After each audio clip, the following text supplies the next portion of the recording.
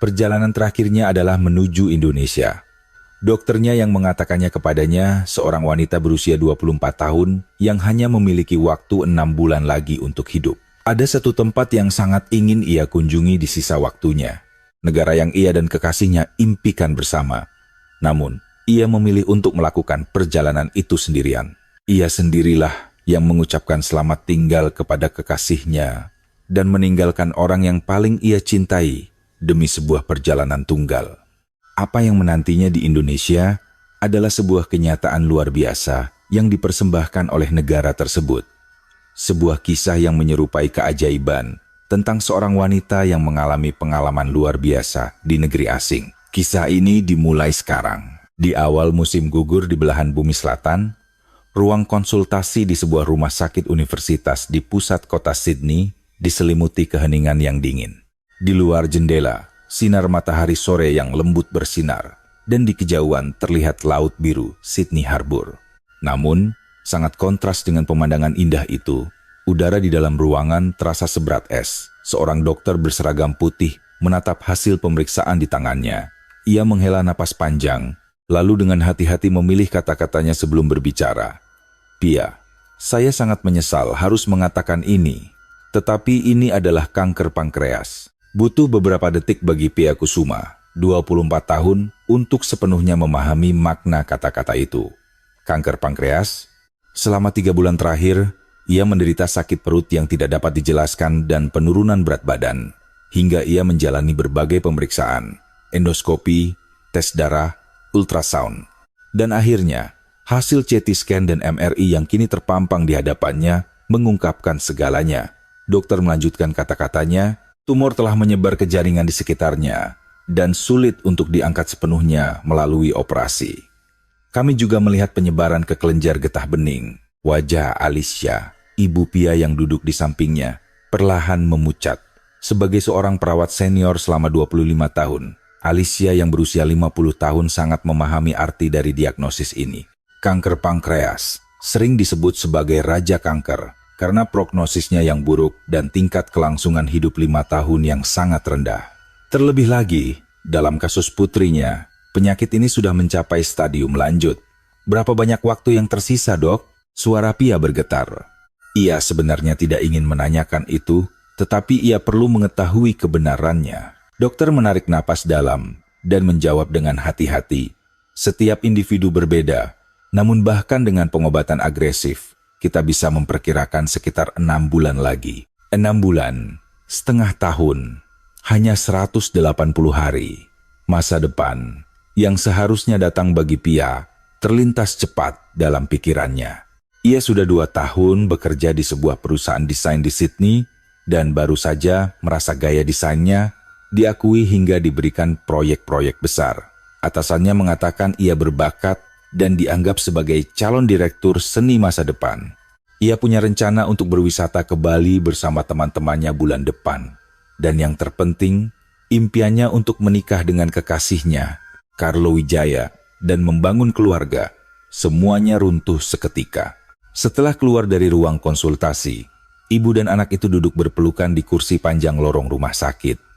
Di sekeliling, tercium bau disinfektan khas rumah sakit dan terdengar langkah kaki para perawat. Alicia menggenggam erat tangan Pia, berusaha keras menahan air matanya. Sebagai perawat, ia telah melihat kematian pasien yang tak terhitung jumlahnya. Namun, vonis ini bagi putrinya sendiri terasa sangat kejam dan sulit diterima. "Ibu, apa yang harus aku lakukan?" Butiran air mata besar jatuh dari mata Pia. Dalam 24 tahun hidupnya, ia merasa belum mencapai apapun. Belum menikah, belum memiliki anak. Impiannya untuk keliling dunia dan tujuannya mendapatkan penghargaan besar sebagai desainer. Semuanya belum terwujud. Mengapa harus dia? Apakah dia melakukan kesalahan? Dia hidup sehat, tidak merokok, dan rutin berolahraga. Mengapa dia? 3 tahun yang lalu, di musim semi, Pia dan Carlo bertemu di sebuah pesta yang diadakan oleh teman mereka. Pia sedang minum anggur sendirian dengan tenang. Bagi orang yang tidak terlalu suka bersosialisasi seperti dia, pesta besar membuatnya tidak nyaman. Carlo, seorang arsitek, mendekatinya dan bertanya, "Apakah kamu baik-baik saja sendirian?" Karena suaranya yang lembut dan tatapannya yang jujur, hati Pia terbuka secara alami.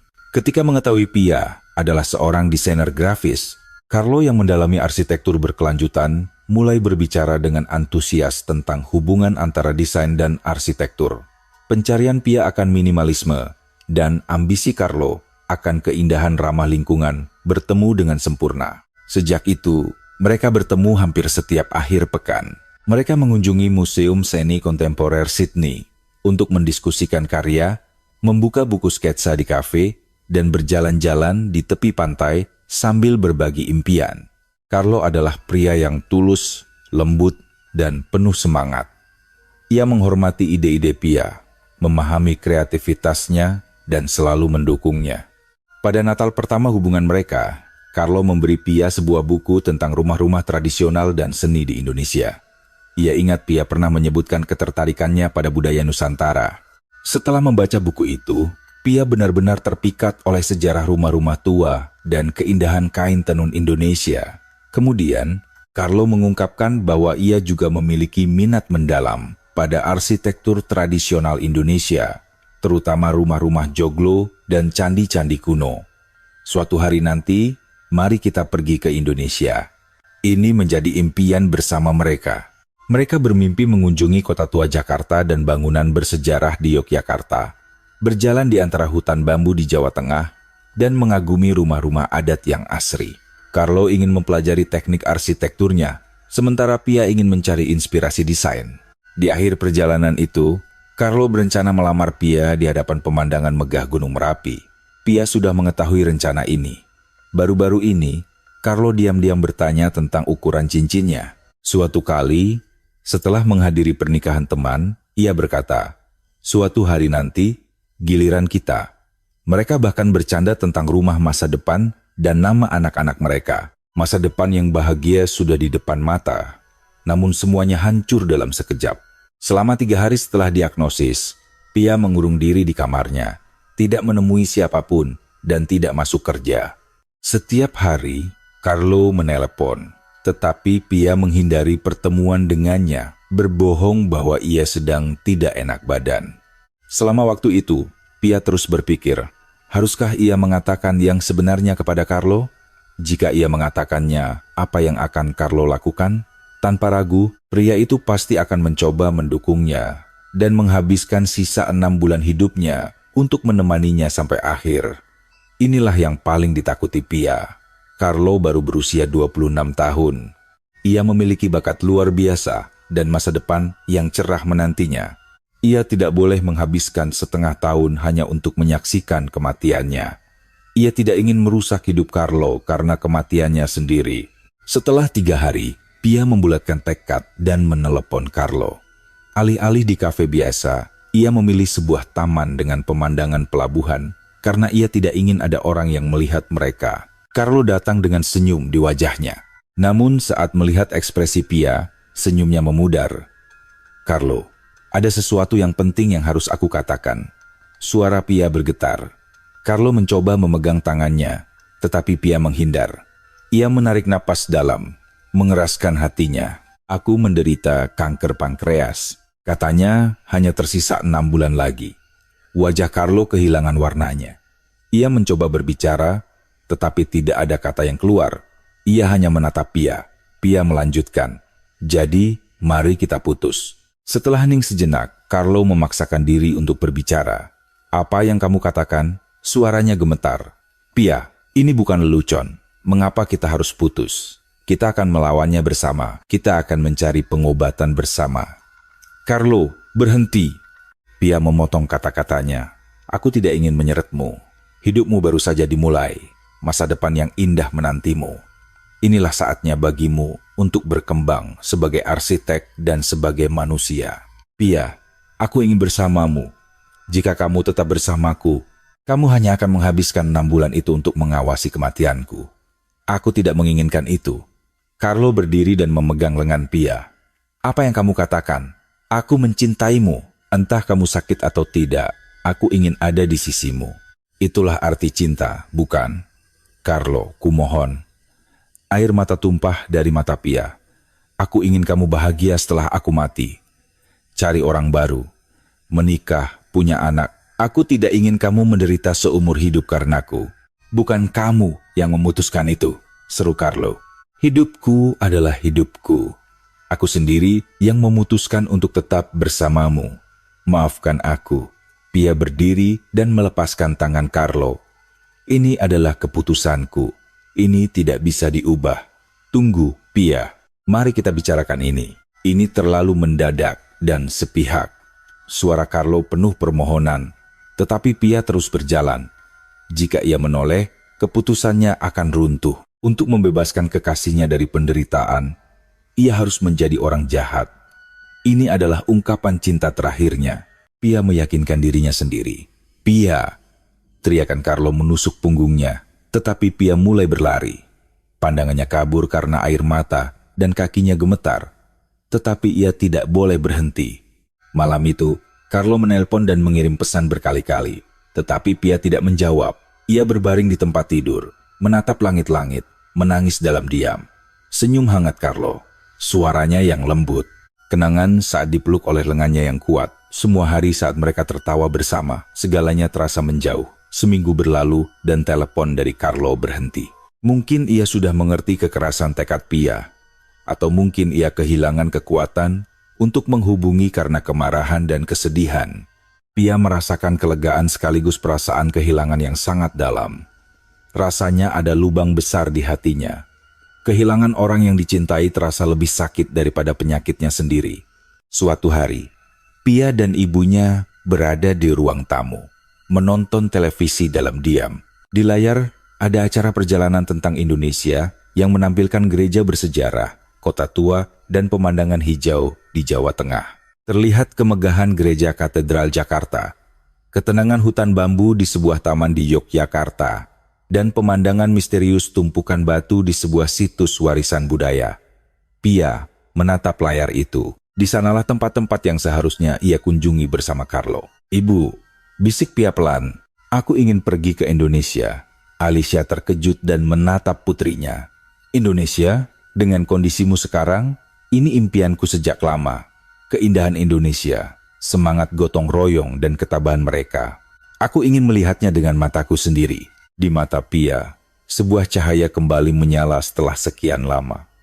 "Kami berencana pergi ke sana, mengunjungi bangunan tua di kota tua, berjalan di taman-taman rumah joglo, dan melihat seni tradisional.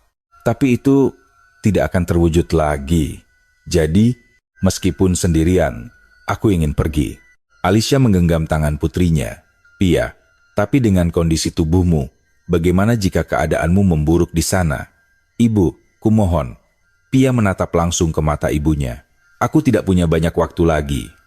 Hanya 6 bulan. Aku tidak ingin menghabiskan 6 bulan itu di rumah saja menunggu kematian.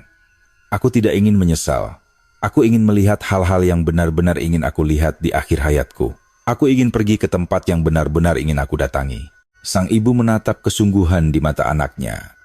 Sebagai tenaga medis profesional, ia tahu ia harus menolak. Penerbangan panjang, lingkungan yang tidak dikenal, dan kendala bahasa, semuanya akan membebani tubuh anaknya.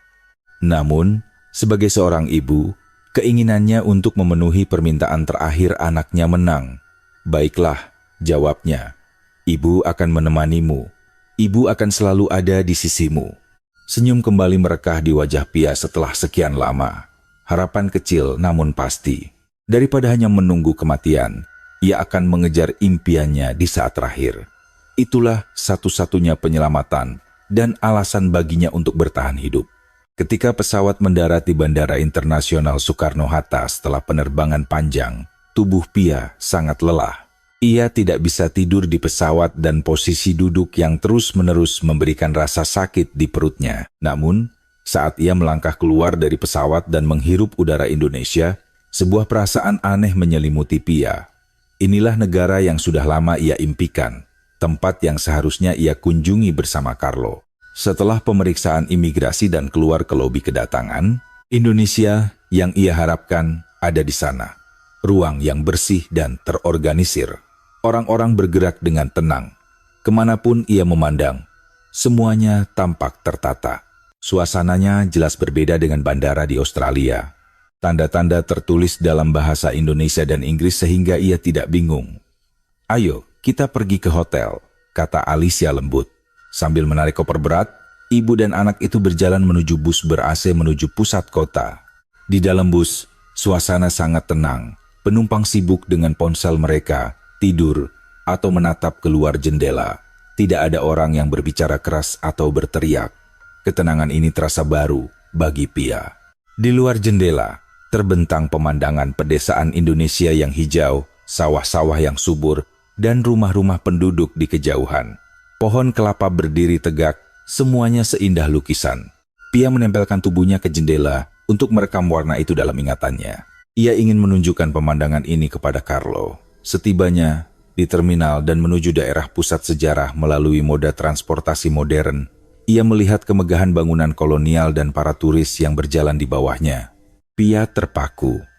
Ini persis seperti yang ia lihat di foto.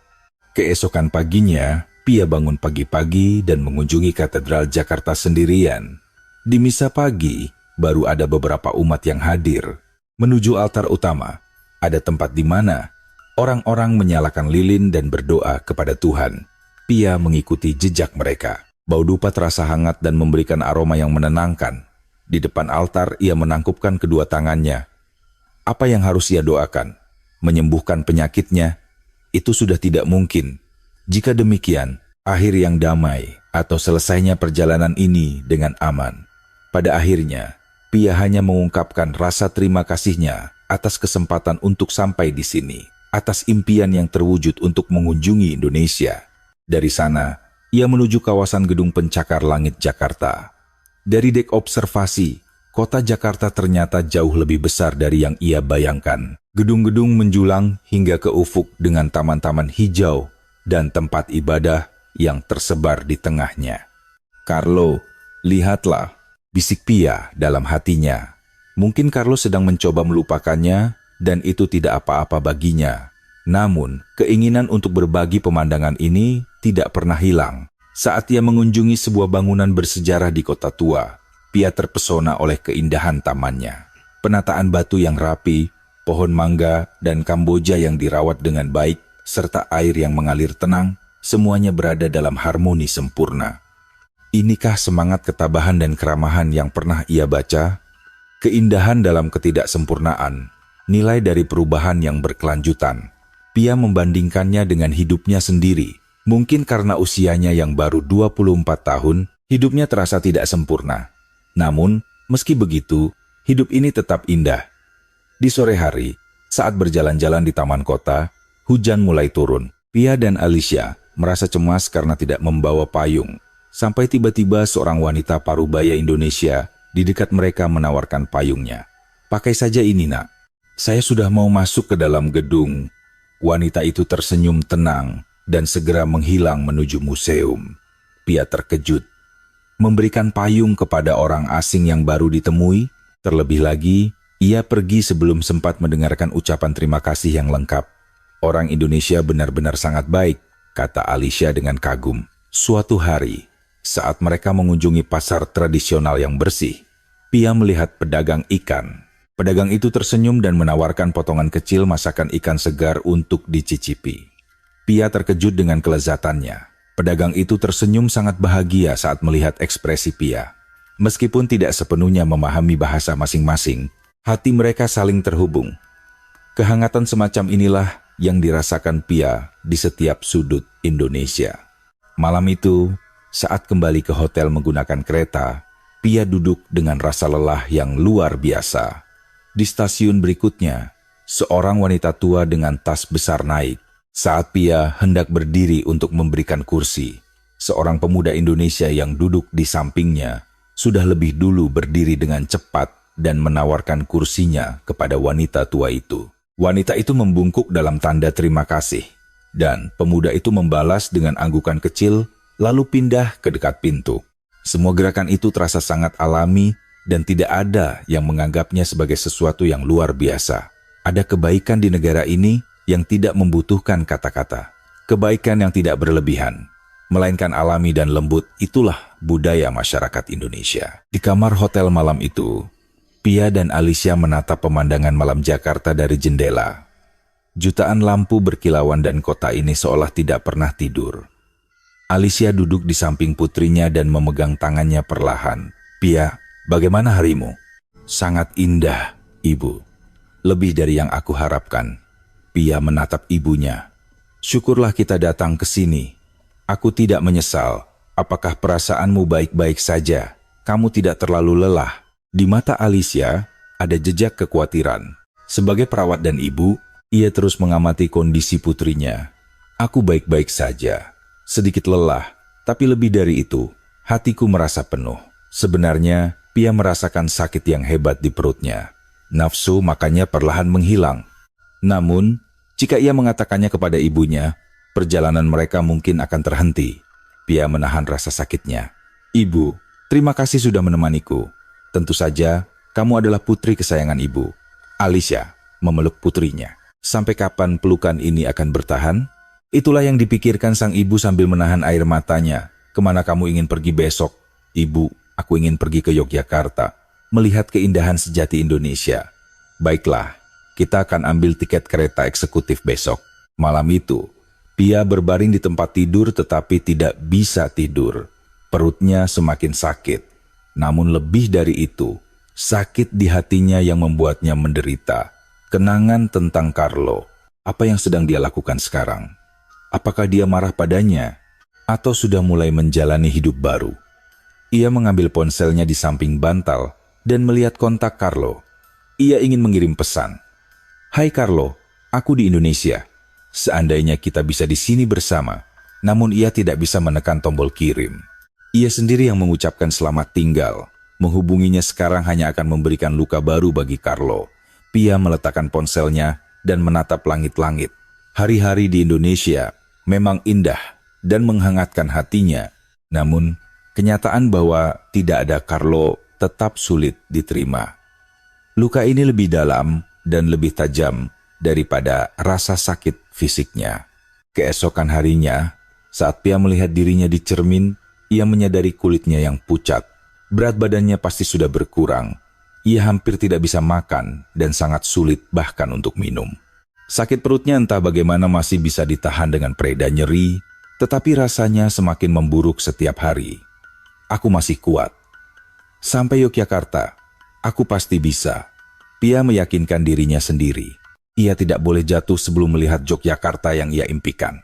Saat mereka menaiki kereta menuju Yogyakarta, langkah kaki Pia jelas terlihat berat. Namun ia memaksa diri untuk bergerak seceria mungkin di depan Alicia. Ketika ia melihat pemandangan Gunung Merapi dari jendela saat mendekati kota, Pia terkesiap. Gunung yang sangat indah, simbol kekuatan dan keindahan Indonesia. Carlo pasti sangat ingin melihat pemandangan ini juga. Pia mengambil foto. Akankah datang hari di mana ia bisa menunjukkan foto ini kepada Carlo? Kereta melaju dengan nyaman menuju Yogyakarta. Pia menatap keluar jendela, penuh harapan untuk tempat yang akan ia kunjungi. Namun di saat yang sama, ia juga merasakan peringatan yang diberikan oleh tubuhnya.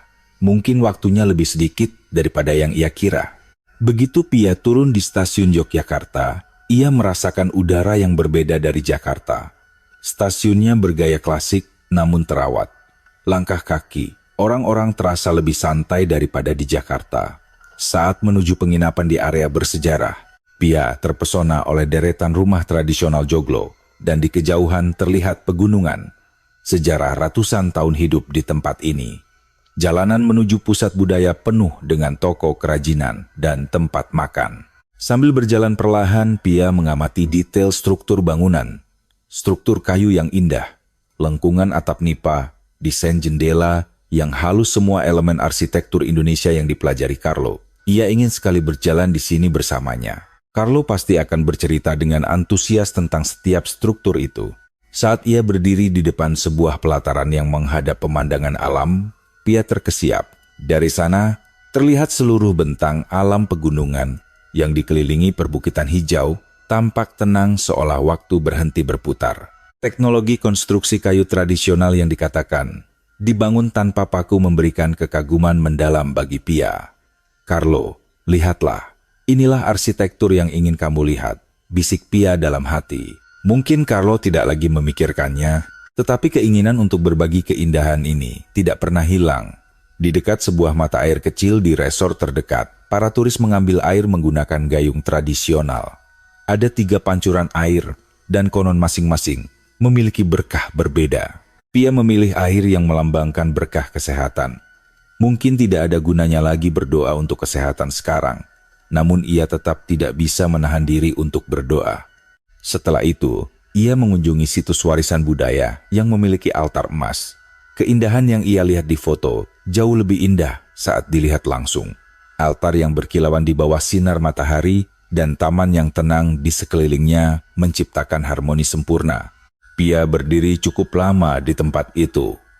Ketika melihat hal-hal indah, ia merasakan kegembiraan hidup. Namun di saat yang sama muncul kesedihan karena ia tidak bisa melihat keindahan ini lebih lama lagi. Saat berjalan di hutan bambu di pinggiran kota untuk pertama kalinya, Pia merasakan kedamaian di hatinya. Terowongan hijau yang diciptakan oleh bambu-bambu tinggi ketika angin bertiup, terdengar suara gesekan bambu yang menenangkan jiwa. Meskipun ada turis lain, ruang ini diselimuti keheningan.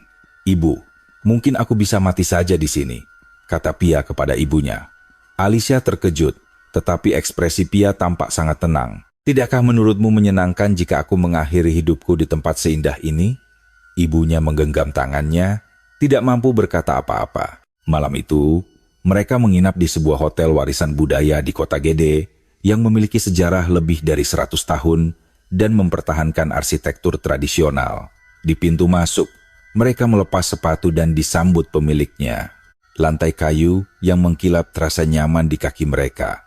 Di dalam kamar, aroma kayu segar dan bunga-bunga yang dipajang menyapa mereka. Cahaya lembut yang masuk dari jendela kayu menciptakan ruang yang damai dan murni. Sangat indah, seru Pia. Di luar jendela, terbentang taman yang dirawat rapi. Batu-batu, kolam kecil penuh air, dan tanaman yang ditata cerdas di bawah cahaya senja memancarkan aura misterius dan indah. Makan malam mereka adalah menu tradisional Indonesia yang disiapkan dengan sangat estetis. Setiap hidangan yang dibawa pelayan tampak seperti karya seni. Ikan segar yang diolah dengan rempah pilihan, aroma soto yang harum, meskipun tidak nafsu makan, Pia perlahan memasukkannya ke mulut. "Apakah sesuai dengan selera Anda?" tanya pelayan dengan lembut. Mungkin ia menyadari pucatnya wajah Pia. "Sangat lezat, tapi saya kurang enak badan. Jadi maaf saya tidak bisa makan banyak." "Oh, tidak apa-apa. Cukup makan sebanyak yang Anda bisa saja." Pelayan itu tersenyum hangat. Pia tersentuh oleh perhatiannya. Setelah makan, Pia berendam di kamar mandi hotel yang memiliki pemandangan taman. Saat tubuhnya tenggelam dalam air hangat, rasa lelah selama beberapa hari seolah meleleh. Bintang-bintang bersinar di langit. Ia berharap saat damai ini bertahan selamanya. Saat kembali ke kamar, Pia duduk di dekat jendela menatap taman yang disinari cahaya bulan. "Ibu, syukurlah aku bisa sampai di Indonesia. Ibu juga senang mendengarnya, Pia. Tapi jangan memaksakan diri. Aku baik-baik saja. Masih ada tempat yang ingin aku kunjungi." Keesokan paginya, Pia bangun pagi dan melihat sepasang suami istri muda Indonesia sedang berjalan di taman sambil berpegangan tangan. Mereka tertawa dan sesekali menunjuk ke arah bunga. Pia merasakan sakit di dadanya. Seharusnya itu dia dan Carlo. Seharusnya mereka berjalan di sini, mendiskusikan arsitektur, dan memimpikan masa depan. Saat pasangan itu menghilang, Pia menghela napas panjang meratapi hal-hal yang ia lepaskan. Setelah sarapan, mereka berjalan-jalan di kota. Saat masuk ke sebuah toko kerajinan tembikar kecil, seorang pengrajin berusia 60-an menyambut mereka. Di dalam toko, berjejer gelas, piring, dan vas bunga yang memiliki kehangatan buatan tangan. Pia menyentuh sebuah cangkir putih sederhana yang memiliki garis emas halus di permukaannya. Itu menggunakan teknik yang disebut kintsugi, jelas pengrajin itu. "Kami memperbaiki tembikar yang rusak dengan emas. Alih-alih menyembunyikan kerusakan, kami membuatnya lebih indah. Itu adalah salah satu prinsip keindahan di sini." Pia menatap cangkir itu. "Jadi, sesuatu yang rusak bisa diperbaiki?" "Iya, dan terkadang tembikar yang diperbaiki menjadi lebih indah daripada aslinya." Kata-kata itu menusuk hati Pia. Kerusakan dan luka memiliki nilai. Kerusakan itu sendiri bisa menciptakan keindahan baru. Apakah hidupnya juga begitu? Hidupnya yang hancur karena penyakit. Mungkinkah menjadi indah dengan cara lain? Pia membeli cangkir itu. Saat keluar, pengrajin berkata, "Jaga diri Anda baik-baik." Entah ia menyadari kondisi Pia atau hanya salam biasa, kata-kata itu terasa hangat. Namun, sore itu, kondisi Pia memburuk dengan cepat. Saat berjalan di jalan yang tenang dikelilingi pepohonan hijau di Yogyakarta, tiba-tiba ia diserang sakit perut yang luar biasa. Berbeda dari sebelumnya, ini adalah rasa sakit yang tajam seperti ditusuk. Pia berhenti dan memegangi perutnya. "Pia, ada apa?" Alicia berlari cemas. "Tidak apa-apa, hanya sedikit sakit." Namun dia tidak baik-baik saja. Keringat dingin membasahi dahinya, dan pandangannya mengabur. Ia mulai merasa mual. "Duduklah di kursi ini," kata Alicia. Sambil dibantu ibunya, Pia duduk, tetapi rasa sakitnya semakin menjadi. "Ibu," Pia mencengkeram lengan ibunya, "kita harus ke rumah sakit." Pada saat itu, dunia seolah berputar. Pepohonan tampak berputar. Suara-suara menjauh, dan ia mendengar teriakan ibunya. Tubuh Pia telah mencapai batasnya. Saat kesadarannya menghilang, satu hal terakhir yang ia pikirkan, "Aku ingin melihat Carlo. Aku ingin melihatnya sekali lagi dan mengatakan aku mencintainya." Saat Pia kehilangan kesadaran, tubuhnya jatuh ke depan. Alicia segera menangkapnya, tetapi tubuh Pia sudah lunglai. "Pia, Pia!" Teriakan putus asa sang ibu menggema. Para turis dan warga lokal segera berlarian mendekat. "Apakah Anda baik-baik saja?" tanya seorang pria Indonesia Parubaya. "Putri saya. Dia pingsan. Ambulans. Tolong!" teriak Alicia dalam bahasa Inggris dengan panik. Pria itu segera mengerti, mengambil ponselnya dan menelepon 119. "Halo, tolong kirim ambulans segera. Di sini ada warga asing yang pingsan." Seorang wanita muda berlutut di samping Pia dan memeriksa denyut nadinya. Tampaknya dia seorang perawat. Dia sangat terampil memeriksa pernapasan Pia. Turis lain memberikan jaketnya untuk menyelimuti Pia. "Ambulans akan datang dalam 5 menit, kata pria yang menelepon tadi. "Ibu, apakah putri Anda sakit?" tanya wanita muda itu. "Kanker pankreas. Katanya hanya tersisa 6 bulan. Suara Alicia gemetar. "Saya mengerti. Saya akan informasikan ke tim darurat." Orang-orang di sekitar tetap berdiri di sana, memberikan ruang namun tetap berjaga jika bisa membantu. Dari balik ketidaksadarannya, Pia mendengar suara-suara itu, suara kekhawatiran dalam bahasa Indonesia dari orang-orang asing yang membantunya. Beberapa menit kemudian, suara sirine mendekat. Para medis berseragam segera turun dan menangani Pia dengan sangat cepat.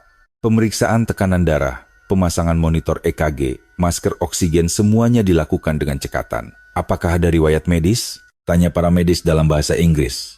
"Kanker pankreas, didiagnosis di Australia," jawab Alicia. Para medis mengangguk serius.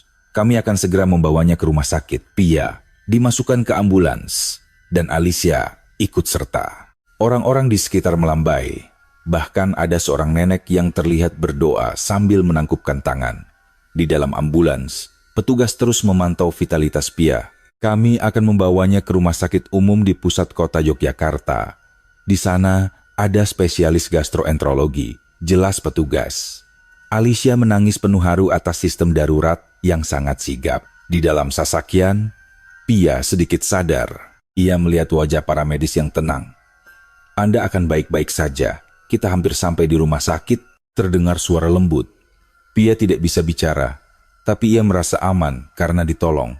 Tiba di rumah sakit dalam 10 menit, tim medis sudah menunggu di pintu darurat.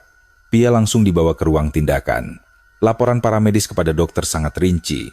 Di ruang tindakan, Pia dikelilingi dokter dan perawat yang bekerja dengan tenang dan tepat. Alicia menunggu di luar dengan perasaan hancur. Namun melihat kecepatan respon tim medis Indonesia, ia memiliki sedikit harapan. Di dalam, dokter residen memeriksa kondisi Pia nyeri perut hebat. Kemungkinan eksaserbasi akut pankreatitis. Pemeriksaan ultrasound, tes darah, dan EKG dilakukan berurutan. Hasil tes darah menunjukkan sel darah putih dan CRP yang sangat tinggi. "Kita lakukan CT scan segera," perintah dokter. Saat masuk ke ruang CT scan, Pia menatap langit-langit, bertanya-tanya apakah ia akan mati di sini di negeri asing tanpa melihat Carlo lagi. Setelah CT scan, dokter menjelaskan kepada Alicia, kondisi putri Anda serius. Ada peradangan hebat pada pankreas. Namun, ada sesuatu yang saya perhatikan. Hasil pencitraan ini sedikit berbeda dari pola tipikal kanker pankreas. Alicia, dengan pengalamannya sebagai perawat, merasakan secercah harapan. Maksud dokter, saya belum bisa memastikan, tapi kita perlu pemeriksaan lebih lanjut. Di sini kami bisa mengobati gejalanya. Namun, kami merekomendasikan pemindahan ke fasilitas yang lebih spesialis, yaitu Rumah Sakit Pusat Terpadu di Jakarta.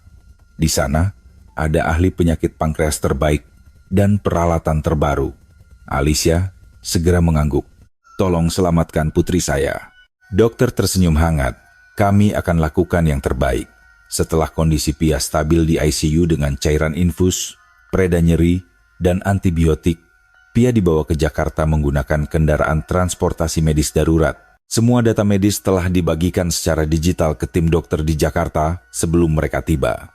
Koordinasi medis di Indonesia sangat luar biasa, kata Alicia kepada dokter residen. Sudah menjadi tugas kami saling bekerja sama untuk menyelamatkan pasien, jawab dokter tersebut. Di dalam kendaraan darurat menuju Jakarta, Pia kembali sadar dan tersenyum melihat ibunya. Ibu, kita akan ke Jakarta. Di sana ada ahli yang akan memeriksa kamu lebih teliti, kata Alicia. Pia mengangguk. Kendaraan melaju menembus malam. 3 jam kemudian, mereka tiba di Jakarta. Meski sudah malam, tim medis sudah menunggu. Pia langsung ditangani oleh Dr. Aditya Santiago, seorang ahli gastroenterologi dan pakar penyakit pankreas terkemuka di Indonesia yang memiliki pengalaman luas dalam riset penyakit terkait IgG4. Tatapan matanya yang tajam di balik kacamata mencerminkan pencarian kebenaran. Selamat pagi, Nona Pia. Malam yang berat bagi Anda. Bagaimana perasaan Anda pagi ini? Tanya Dr. Aditya. Dalam bahasa Inggris yang lancar. Sedikit lebih baik, tapi masih sangat sakit, jawab Pia lemah. Dokter. Aditya meneliti rekam medis Pia di tabletnya CT scan, MRI, dan laporan biopsi dari Australia. Ia mengernyitkan dahi, sesekali mengangguk. Nona Pia, bisa jelaskan detail diagnosis di Australia? Pia menjelaskan riwayat penyakitnya. Sakit perut, berat badan turun drastis, hingga vonis kanker stadium 3 dengan sisa umur 6 bulan. Dr. Aditya mendengarkan dengan seksama, namun ada keraguan di wajahnya. Saya mengerti. Berdasarkan cerita Anda dan hasil pencitraan, ada poin yang saya perhatikan. Pola peradangan pankreas Anda memiliki karakteristik yang berbeda dari pola kanker pankreas pada umumnya. Di sini, batas tumornya tidak jelas, sedangkan pada kanker, biasanya terlihat gumpalan yang tegas. Di sini, seluruh pankreas membengkak secara difus. Jantung Pia berdegup kencang. Tentu saya tidak meragukan dokter di Australia, namun kanker pankreas dan pankreatitis autoimun sangat sulit dibedakan hanya dari CT scan, bahkan bagi spesialis sekalipun. Pankreatitis autoimun? Pia bingung. Ya, ini juga disebut penyakit terkait IgG4. Ini adalah jenis penyakit autoimun, di mana sistem imun tubuh salah menyerang pankreas sendiri, menyebabkan peradangan hebat yang gambaran pencitraannya sangat mirip dengan kanker. Suara Alicia bergetar. Jika itu benar, apakah bisa diobati? Sangat bisa, jawab Dr. Aditya tegas. Terapi steroid biasanya memberikan pemulihan yang sangat dramatis. Ini bukan kanker, ini penyakit yang bisa disembuhkan. Pia terkesiap. Sembuh, tidak mati, tapi ia takut untuk berharap terlalu tinggi. Dokter. Aditya melanjutkan. Kita akan tes darah untuk kadar antibodi khusus IgG4 dan melakukan ultrasound endoskopik, EUS. Itu akan memberikan diagnosis akhir. Pia setuju menjalani semua tes. Di ruang pemeriksaan EUS, Dr. Aditya mengamati monitor dengan cermat. Pankreas membengkak, tapi tidak ada tanda keganasan, malignansi.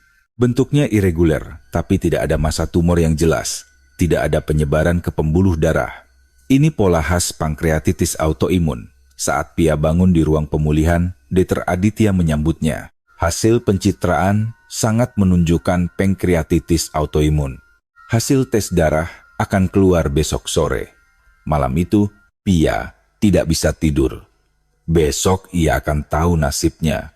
Esok harinya, Dr. Aditya datang dengan wajah penuh percaya diri. Nona Pia, Ibu Alicia, saya punya kabar baik. Hasil tes darah menunjukkan kadar antibodi IgG 4 yang sangat tinggi, 1850, padahal normalnya di bawah 135. Ini mengonfirmasi diagnosis pankreatitis autoimun. Nona Pia, Anda tidak menderita kanker pankreas. Waktu seolah berhenti. Pia butuh beberapa detik untuk mencerna.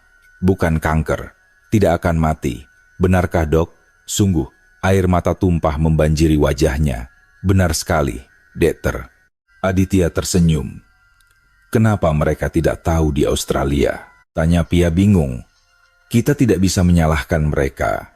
Kedua penyakit ini sangat sulit dibedakan. Namun, Indonesia dan beberapa negara Asia lainnya sebenarnya berada di garis depan dalam penelitian penyakit terkait IgG 4 ini. Bahkan konsep penyakit ini pertama kali banyak dikembangkan oleh peneliti di Asia pada awal 2000-an. Para spesialis di sini sangat terlatih untuk mengenali perbedaannya. Ini adalah sebuah keajaiban bahwa Anda datang ke Indonesia dan mendapatkan diagnosis yang tepat. Pia menangis terseduh-seduh, perpaduan antara sukacita, kelegaan, dan rasa tidak percaya. Alicia memeluk putrinya sambil terisak. Kita mulai pengobatan segera, kata dokter. Terapi steroid dengan prednison. Dalam beberapa minggu, rasa sakit akan hilang dan pankreas akan kembali normal. Anda bisa hidup normal lagi, bekerja, menikah, melakukan perjalanan. Masa depan menanti Anda. Malam itu, Pia menatap langit-langit dengan perasaan campur aduk. Hidupnya kembali, namun penyesalan mendalam datang seperti tsunami. Ia telah memutuskan hubungan dengan Carlo karena kesalahan diagnosis. Carlo, seandainya aku tidak mendorongmu pergi, haruskah ia meneleponnya? Tapi apa yang harus ia katakan?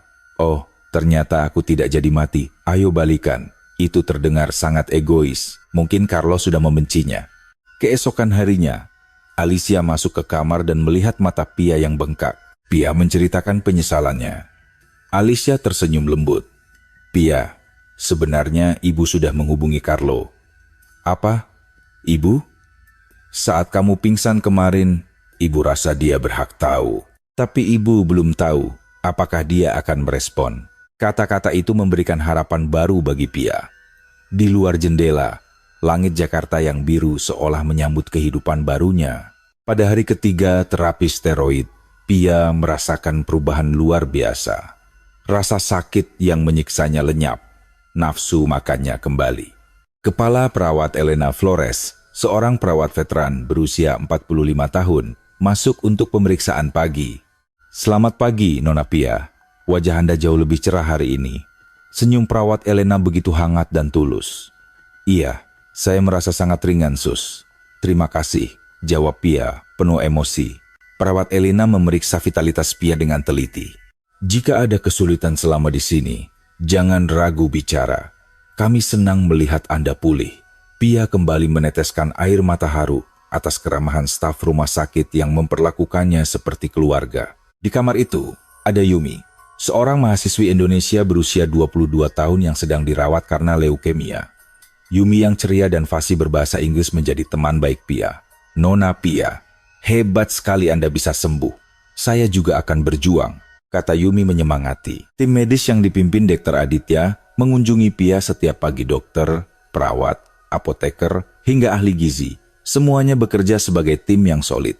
Apoteker menjelaskan detail efek samping obat dalam bahasa Inggris yang baik, dan ahli gizi menyiapkan makanan tradisional yang mudah dicerna seperti bubur ayam yang sangat disukai Pia. Terapis fisik juga membantunya berlatih jalan setiap hari. Luar biasa. Hari ini, Anda bisa jalan 50 meter lebih jauh, dukung mereka. Alicia yang juga seorang perawat sangat kagum Pia. Sistem perawatan di sini sungguh berpusat pada pasien. Hubungan dokter dan perawat sangat setara dan saling menghormati. Ini adalah bentuk medis yang sebenarnya. 2 minggu kemudian, Dr. Aditya memberikan izin pulang. Hasil tes darah sudah normal. Pankreas tidak lagi membengkak. Anda tetap harus minum steroid selama beberapa bulan, tapi Anda boleh kembali ke Australia. Saya akan buatkan rujukan untuk dokter Anda di sana. Di hari kepulangan, Pia memeluk perawat Elena dan Yumi dengan erat. "Terima kasih telah menyelamatkan hidupku," isaknya. Dokter Aditya mengantarnya sampai pintu keluar. "Semoga waktu Anda di Indonesia menjadi kenangan indah."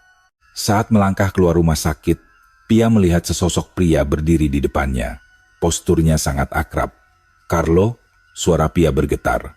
Carlo Wijaya berdiri di sana, tersenyum kecil, namun matanya berkaca-kaca.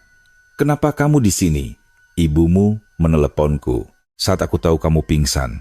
Aku tahu aku harus ada di sampingmu, tapi kita sudah putus." Pia mulai menangis. "Pia, aku tahu kenapa kamu melakukannya. Kamu ingin melindungiku, tapi kehilanganmu jauh lebih menyakitkan daripada menghadapi penyakit apapun." Carlo memegang tangan Pia. "Aku tidak akan membiarkanmu pergi lagi. Kali ini kita bersama selamanya. Carlo, aku akan hidup. Ini bukan kanker. Aku tahu, ibu sudah cerita." Carlo menghapus air mata Pia. "Mulai sekarang, mari kita jalani hidup bersama." Beberapa hari kemudian, sebelum kembali ke Australia, mereka menyempatkan diri kembali ke Yogyakarta. Kali ini, Pia bersama kekasihnya. Di dalam bus, Pia menggandeng tangan Carlo. "Lihat, itu Gunung Merapi." Mereka kembali ke jalanan tempat Pia pingsan dulu. "Di sini semuanya berubah," bisik Pia.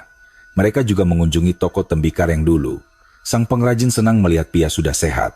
Carlo membeli cangkir kintsugi itu sebagai simbol bahwa sesuatu yang pernah retak bisa diperbaiki menjadi lebih indah. Di dek observasi menghadap pemandangan alam.